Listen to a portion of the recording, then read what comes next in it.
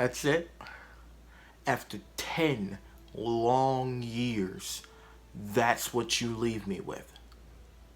That's not a sound of disappointment. That is a sound of just emotional, physical, and mental exhaustion. The Avengers Infinity War is a wonderful, wonderful movie. But I will tell you, watching this, if you know everything that's happened in the universe, and you get most of the references to comics and stuff like that, this movie will drain you. I just saw the Avengers Infinity War, and I'm not going to spoil anything for you, because going into this as blind as you can is the best way that you can go into this. And when I say blind, I don't mean not knowing what's happened. I went to the movies with one person who knew mildly most things that were happening in the movie, and one person who knew absolutely nothing. Both people loved it. I don't know if they loved it as much as me, but you know, it's to each his own. So you're probably wondering, how does this movie balance all of those? There's at least 12 different heroes that this movie has to balance, and you're probably wondering, how well does it balance them? And it balances them very well. And when I say it balances them well, I say that with a certain catch to that. It does balance all of the characters very well, and a lot of fan service is paid to us, and there's so many moments. It's just the interactions of everything that just happens is so amazing. But there is always a moment where you will always think, wait a second, this character still hasn't met this character. This character still hasn't met that character. And that is the one out of three flaws. I'm going to give it 3 flaws. There's 3 flaws. Don't shoot me. The 3 flaws in this amazing movie. If I was going to get into the second flaw of this movie, so we can get the bad news out of the way, is there is a certain side plot with a certain group of characters, and it kind of drags. Whenever the scene goes to them, it kind of drags, and their plot line is kind of separate away from everybody else's until it's them joining up with everybody else. That part of the movie does drag a little bit. It's a little bit in the middle area of the movie, I'd say. The movie's so long, I can't tell you what the middle must be because it's so large and massive. It's about 2 hours and like 40 or so minutes, so it's a long movie. Third flaw. I'm getting all the bad news out of the way. There are so many moments in this film where the heroes will use a certain power, and you'll be like, why didn't they do that in the first place?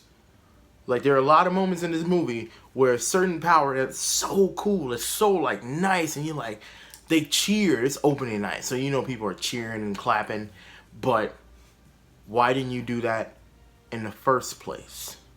And it's on both sides, on the villain side and on the hero side. Another issue that I have with this film is these are heroes.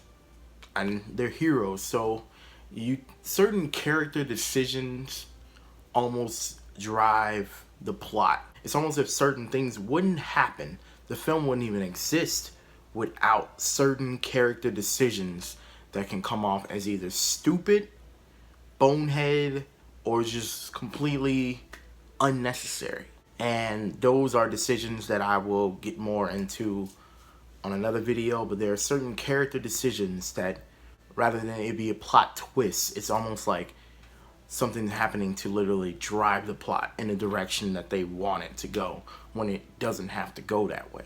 Now, all the bad news is out of the way. Thanos is one of the most powerful villains that has ever been seen in a Marvel movie or DC movie, any of the movies. And holy crap, he becomes more powerful throughout the movie. Honestly, this movie is more about him than all of the other heroes. He almost plays a main character in this movie, and all the heroes are more like side characters, supporting characters.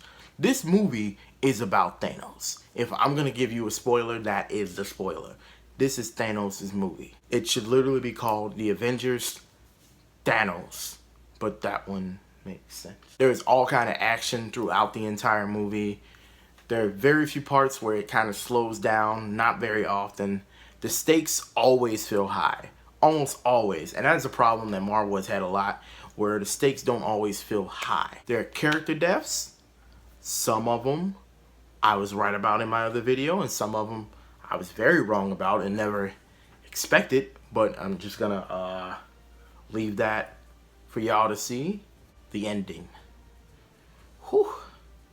That ending. If you have watched the Avengers for all these years, even if you haven't, if you have a heart, at the end of this movie, you're either gonna cry or hold back tears or feel like that you should be crying. Because it takes a lot to get me emotional and cry, but damn it, I was in that theater.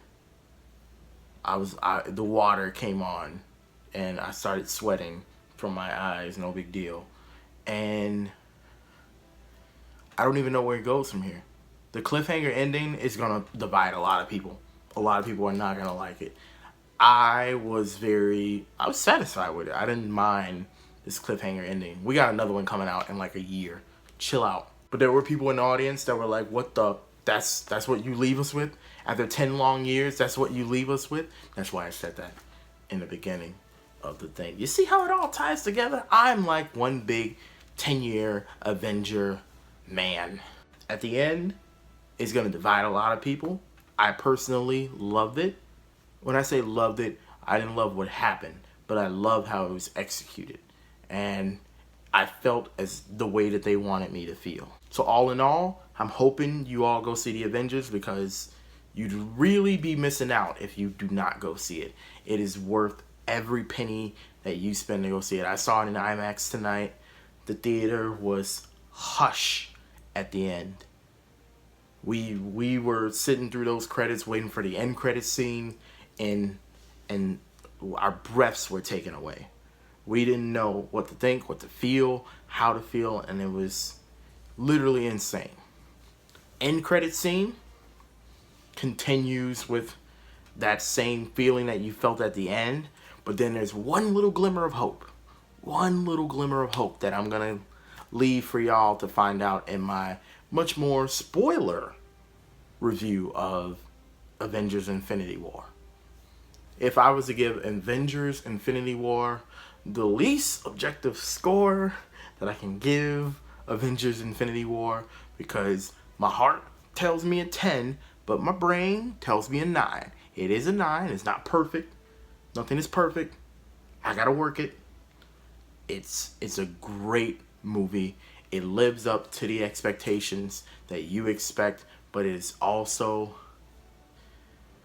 it's tragic, it's funny, it's action-packed, it's everything that you want in a film and more. Let me know how you feel in the comment section about the movie. Don't spoil it for people. Chill out, y'all. Don't spoil it for people in the comment section. If I'm able to stop those people from spoiling things in the comment section, if I'm able to get to it to delete it, I'll do that. But don't spoil it for people in the comment section. Be sure to like this video, share it on Facebook, subscribe to my YouTube channel, follow me on Instagram at Elon Rich, follow me on Twitter at Elon Rich ENT, follow me on Facebook at facebook.com/Elon Rich. Subscribe to my YouTube channel. I'm Elon Rich, and I need to go to bed because that was physically, I can't do anything else right now. My body is just like drained.